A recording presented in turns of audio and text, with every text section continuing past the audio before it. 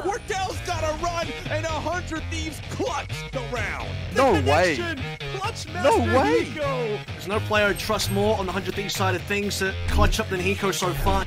Hey guys, my name is Ryan and welcome to HitScan. How do you clutch like a pro? As somebody that watched a lot of Counter-Strike content before Valorant came out, there's some really good videos on how, say, Xypnix from Astralis became one of the best players when it comes to clutching. You know, there's 1 versus 3, 1 versus 4 scenarios that a player can often find himself in and actually end up winning. It's still early days yet to say who are the better players in the world, who is the best clutcher in the world, but when you go over some of the stats from First Strike, namely in America, one player stands out, and that is Hiko, of all people. Most people know who Hiko is. He is the most popular streamer on Twitch for Valorant and also a pro player for 100 Thieves, who with Nitro, Steel, Asuna and Dicey qualified for the First Strike finals a couple of weeks ago. When you actually dive into it a bit more, you can see that Hiko's been in 112 clutch scenarios and he's won 20 of them, which is a lot considering the amount that we're seeing. You compare that to somebody like Sinatra, Wardell, Tens, you can see just the difference in the amount of scenarios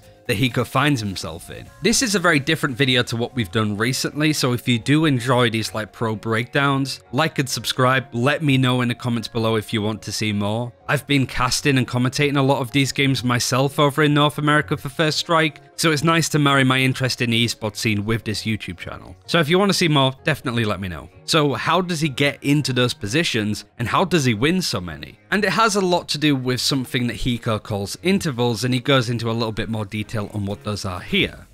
Intervals in this game are every 35 seconds. Most of the time, executes come every 35 seconds. So if they don't execute at 135, most of the time they'll execute around a minute, because that's also when your Omen gets his next smoke, and that's also when your Sova Dart comes back online.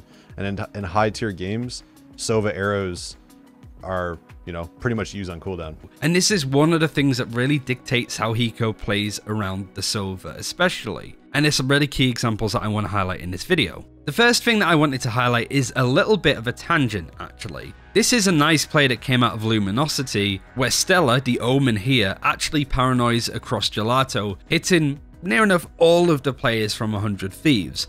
Whilst that blind comes out, Luminosity's Sova fires out a recon bolt on the back of Gelato, and because all of these players are nearsighted, they can't necessarily see where this recon bolt has landed for them to clear it before it pulses. Because of that, all of this information gets given up to Luminosity. Hunter's Fury comes out because they have all of that intel, and they're even able to get a kill. Doesn't have too much to do with the video, it's just a nice play that a lot of teams do that I actually really like. Similar to the paranoia play that we just saw, we see something similar coming out of Nitro on the attack, trying to paranoia and nearsight anybody that's in tree. This allows a bit of an opening for Asuna on the Reyna to push through that position, but he gets caught out from this aggressive spot of Luminosity's Reyna. But going back over to Hiko, it's worth adding that he hasn't used his recon bolt at all in this round, as far as I could tell at least, but he still waits to use that ability at the correct interval, near enough at a minute Way mentioned before. This lines up perfectly with when Nitro pulls out his smoke to smoke off this doorway here. So even when Hiko doesn't use abilities at the right intervals, he won't use them in between. He won't use them too early or too late. He will just hold on to them for the correct time for the execute to come through. And it's a really nice recon bolt. It pulses 2 players on the site. He pulls out the Hunter's Fury that allows him to get a kill, but it also sets up his teammate Dicey to get the frag of the other person on site, the execute coming through very cleanly. But again, it's an example on how 100 Thieves use these intervals and how they use it to execute onto a site flawlessly in some cases, even with a couple of players down. I just wanted to pause it here to highlight how much utility Hiko still has. In fact, really other than this play, he hasn't done an awful lot. He's just thrown out a recon bolt and not faced anybody else. It's also worth highlighting, whilst 100 Thieves plant the spike, whilst Luminosity get into a position to try and retake, Hiko really doesn't do a lot here. He doesn't use any utility. In fact, the only thing that he really dedicates to is just checking behind him to make sure that he's not getting flanked from Gelato. This is up until Stella, Luminosity Gaming's Omen, smokes off A main,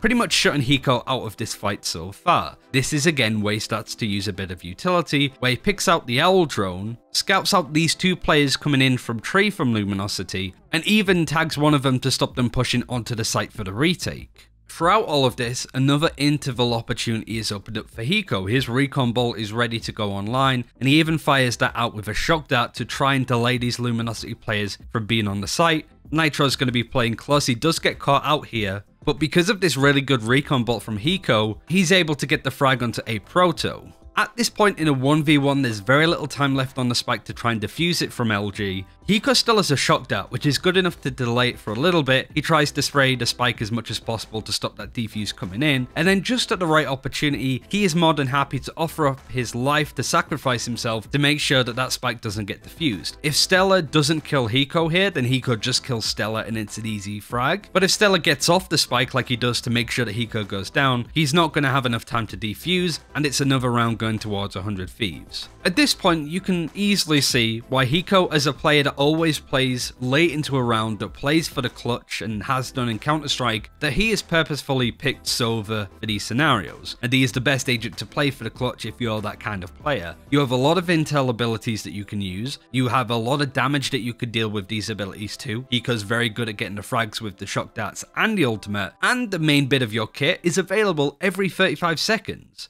It's also why throughout all of these clips in this video, you will see Hiko, no matter if he's on attack or defense, on Haven or Ascent, wherever, he will be playing in a super passive position and holding onto his utility until the very end of a round. And once those intervals come in with his recon bolt, that's where you start to see him play a bit more aggressive. Otherwise, he is more than happy to sit back in some cases. Another example on the A execute for Ascent, and this is a higher stakes match. This is the game against TSM that 100 Thieves won to qualify for the First Strike Finals in December. It plays out and starts out in a very similar way, with Hiko throwing out the Hunter's Fury. It doesn't catch much, but I wanted to pause here to compare it to how Hiko is playing in comparison to the other duelist players of 100 Thieves, Asuna and Dicey. Look how much Dicey in this position is facing on this spot. As soon as this door breaks in front of him, he is very much in a suicide angle. His utility also is mostly being used up, and it's a complete contrasted playstyle to what I just said about Hiko. Asuna and Dicey will play very aggressively early on, will use up all of their utility as soon as they can, in the right scenarios of course,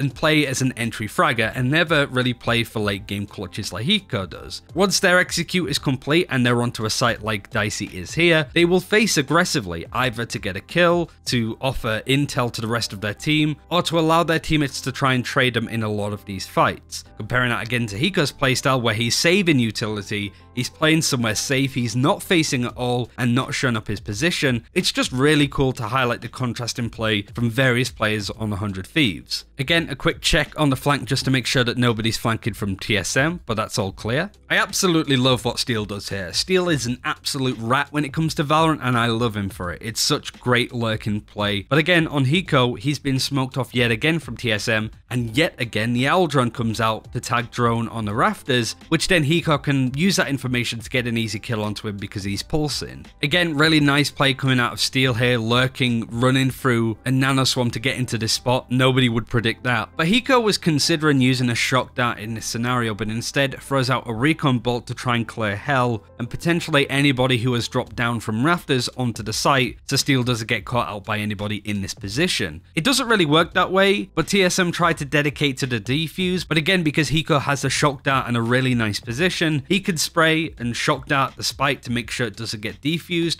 and at the right opportunity, yet again, he sacrifices himself to stop that defuse being dedicated. He can't defuse! Wardell's gotta run, and 100 Thieves clutch the round! This is a bit of a dangerous play trying to plant on the B site in a round like this for 100 Thieves. The rule of thumb, I suppose, when trying to play post plant on the B site as an attacker, you really could do with having garage control or trying to take the A or C link if you can. If you're just playing through mid, you might struggle, but Hiko is very proactive with his space and approach here, and again makes a play, has an opening, and he still has some key utility with 2 shock darts available and a recon bolt coming up in 13 seconds. Hiko here actually gets dismissed peeked by the Reyna, so she can grab that information and know where he's playing from, and the recon bolt actually comes out very shortly after from Moon Raccoon Sova Profi. Hiko plays this very smartly by closing the distance before Profi's recon bolt pulses out his position. Profi does whiff a little bit here on the shot, But now Hiko has brought this down to a 1v1 and his recon bolt has come online at the right time. Hiko uses this opportunity to move over to where the enemy Reyna was originally positioned and smartly moves away from the site as he now has his ultimate. He can play away from the spike and just use his ultimate to ping anybody trying to defuse it, and that's exactly what happens here,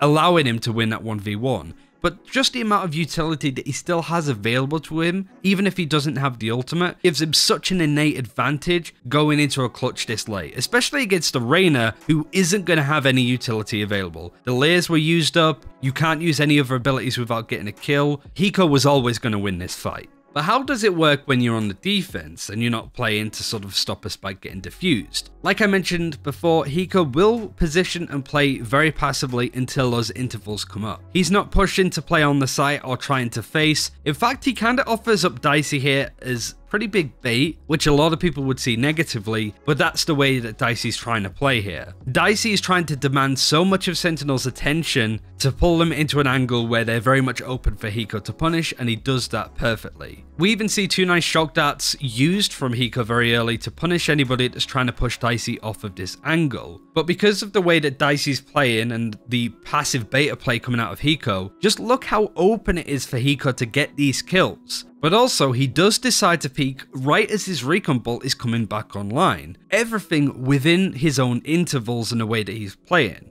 This might seem like coincidence, but it's all done with the right timings. Alive somehow, some way. Shazam takes him down. Hiko will find 2 down to the 1v1. But Shazam finding himself an upgrade, or did he? There was a lot on the ground there. He's going to try to plant that spike or maybe look for Hiko. Guess who never came? Guess who never showed up? It's Hiko. Another quick round that I wanted to highlight without pausing it too much. Some really good utility to get a kill, and I really like the awareness from Hiko on how he deals with Sub-Rosa lurking in mid. But how does Hiko deal with a clutch when he doesn't have any utility available to him? Rather A's, as he hightails over towards the A side. The turret will find out that he's located over there. Hiko now going to start to make his way back over. Sub-Rosa waiting for the cross.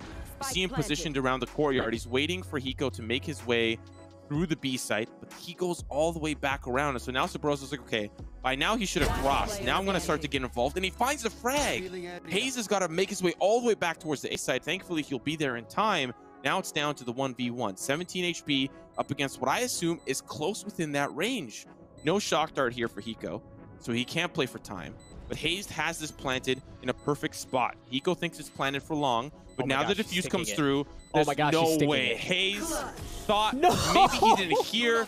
It plays out really nicely, but again, Hiko doesn't have much to work with, so it's really his only choice. Hayes should have known that, but it is Hiko in a clutch. That's probably one of the reasons why he was a little bit scared, perhaps. But the last clip that I wanted to highlight in this video is over on Bind against Sentinels. Yet again, Hiko finds some huge amount of impact with his ultimate, and the shock dart gets a nice frag. But to highlight yet again how late Hiko has his Aldron in this round. And based off Dapper's positioning here, he can't have been expecting Hiko to still have it at this point. The Aldron comes out, Dapper gets tagged, his position is completely given up, and again Hiko manages to close that distance, make it really awkward for Dapper to hold on this angle, and gets a 4K clutch with a stinger and a ghost. But that is everything that I wanted to highlight in this video. Thank you very much for watching. I hope you've enjoyed it. Like I said very early on in this video, if you did enjoy it, let me know in the comments below, like it, and let me know if there's anything else you'd like to see. Fingers crossed we get like a replay viewer in the game at some point soon, so we could just watch all of this from Hiko's perspective. But it is really cool to see